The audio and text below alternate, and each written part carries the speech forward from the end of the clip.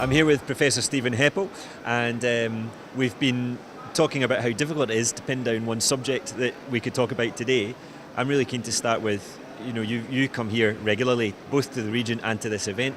Where is this all going in terms of the technology, the stuff, the gadgetry, but also the increasing amount of pedagogy we're hearing about? Where does it go from here in the next 5 years?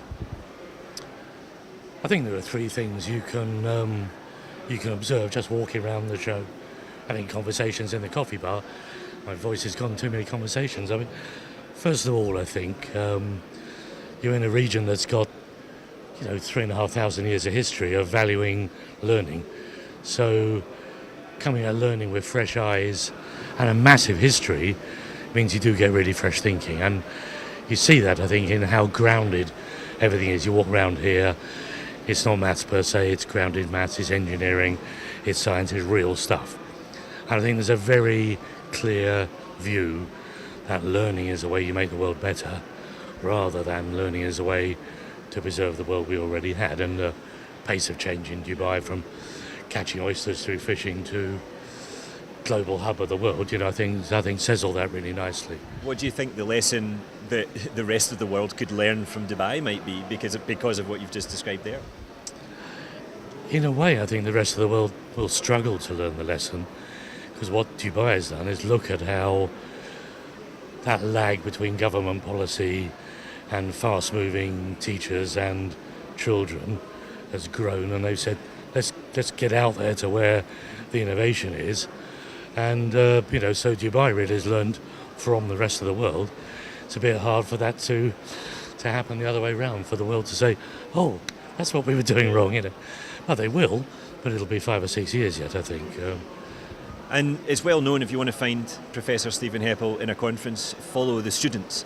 And you'll generally find you huddled in a corner somewhere with some screens and something new that none of us really understand, but we're working it out as we go. What are you seeing the students getting most excited by as you've walked around and seen them attracted naturally to certain things? When I came out here first a long time ago, people were trying to tell me the kids weren't creative, and we were doing stop frame animations with plasticine. They did the most astonishing stuff. But now they've gone beyond creativity, and I think it's really interesting. And I think probably the word that would characterize it would be ingenuity. People are looking to be creative to solve a problem. And if you want to get into a conversation with the kids here, talk about the world's problems, talk about climate, talk about stability, talk about anything you like, they see themselves as a fresh pair of eyes to approach those problems. And that's really interesting, because again, kids are going out into a world that's full of the unexpected. The things you weren't expecting happen almost daily.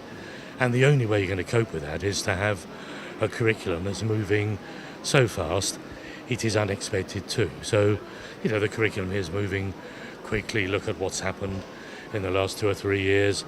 Look at what's happening with computing and so on. It's moving quicker than people expected.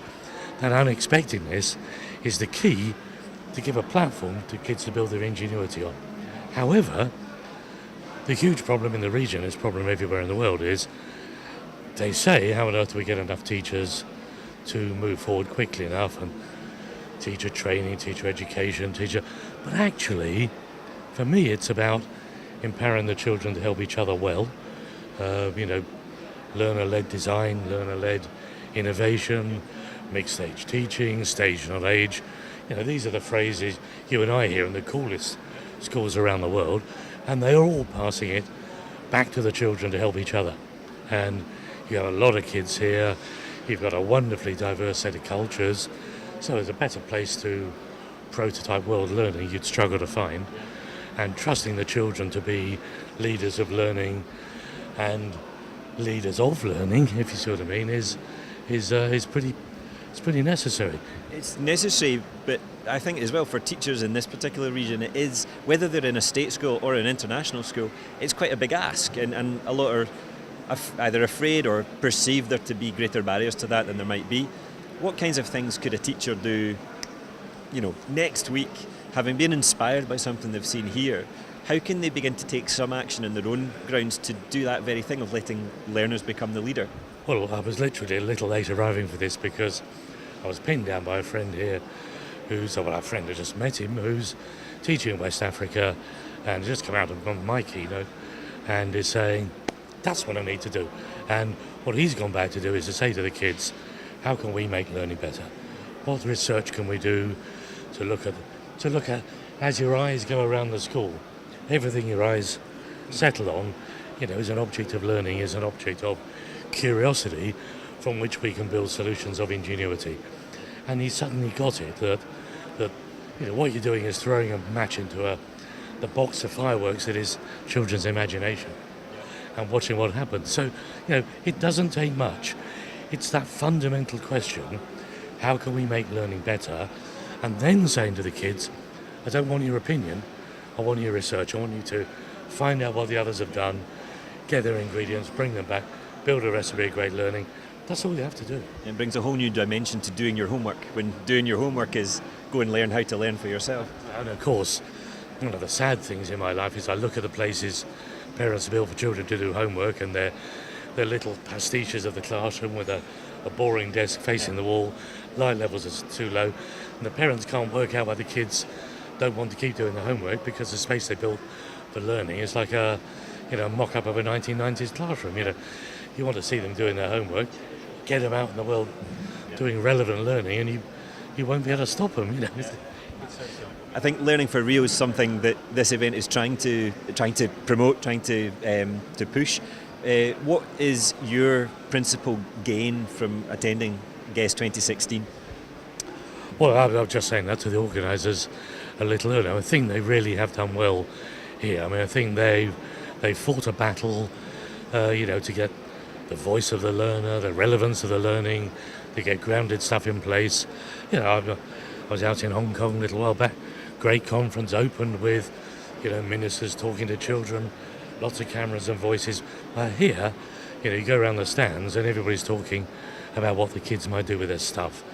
And for me, that's absolutely central. This region holds the key to Africa. Absolutely does. So many people here want to make a difference in Africa. And looking around here, you can see how that might be. Looking around Europe, you can't.